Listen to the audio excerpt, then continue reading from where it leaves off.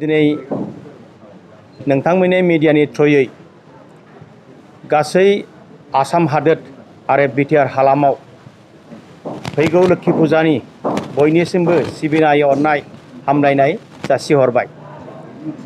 दा जोंहा बिटिआर सोरखारनि बानजायनायाव सेथि खेबनि थाखाय 6 सिडिउल एन्टरप्रेन्योर लीग खेला जानो थांगासिनो दं। बेयो जाहैबाय जोंनि नर्थ ईस्टनि ट्राइबेलफोरनि गिदिर महामिलन। बेयाव जोङो गथै 6 सिडिउल काउन्सिलफ्रा बे खेलायाव बाहागो लागोन। सेथि खेलाया जागोन जोंहा बेखेवजेननाय खेलाया जागोन उदालगुरि जिल्लानि डिमाकुसि जायगायाव आरो 10 तारिखनिफ्राय जोंनि बे चिरां जिल्ला बिजनी हालामाव बे खेला जानो थांगासिनो दं। जोंनियाव गासै बिजनीयाव मोनबा खेला जागोन। 10 तारिखआव जागोन जोंहा अट'नमास डिस्ट्रिक्ट काउन्सिल मिज'राम भार्सास Jaintia hill autonomous district council Meghalaya.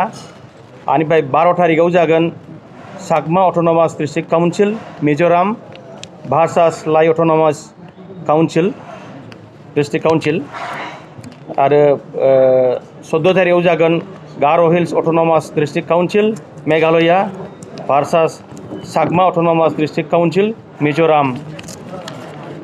16 जागोन Bodoland territorial region BTR Assam Chakma autonomous district council Mizoram. आरो जोबथा खेलाया चिरां डिस्ट्रिक्ट हिसाबै 18 तारिखआव जागोन Bodoland territorial region BTR Assam भार्सास Jaintia hills autonomous district council Meghalaya. आं बिनि गेजेरजोंनो गोथै बिटिआर ओनसोलनि आरो आसाम हादोरनि रायजो राजाफोरखौ खावलायदों जे बे एफा गिदिर खेला सेथि बारनि थाखाय जानो थांगासिनो दं।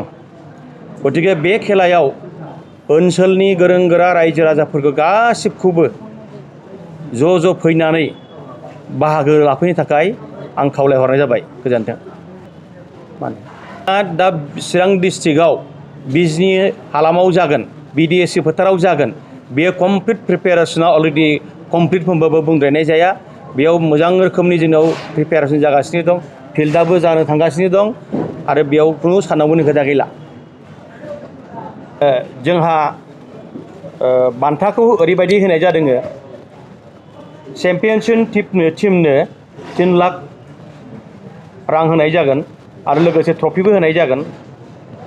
आरो रानार्स आपनो 2 लाख रां होनाय जागोन आरो ट्रफिबो होनाय जागोन। आरो थार्ड प्राइजआव होनाय जागोन 1 लाख लोगोसे ट्रफिबो होफानाय जागोन। फुटबल अनसायगिरिफोरनि थाखाय गोजोनथाव खौरां। फैगौ 9 अक्ट'बरनिफ्राय जागायगोन सेथि इन्टार 6 सिडिउल प्रिमियार लीग 2022।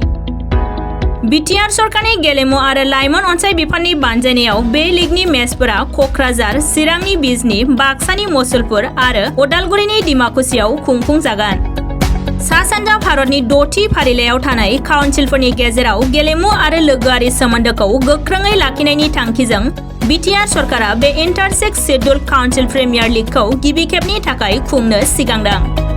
बे लीगआव सा-सानजा भारतनि मोन10 काउन्सिलफोर फारियै Tripura tribal areas autonomous council, Khasi hills district autonomous council, Jaintia hills district autonomous council, Garo' hills district autonomous council, Lai autonomous council, Mara autonomous district council, Chakma district autonomous council, Karbi Anglong autonomous council, Dima Hasao autonomous council, Bodoland territorial रिजननिफ्राय गासै मोन10 हानजाफोरा बाहागो लागोन।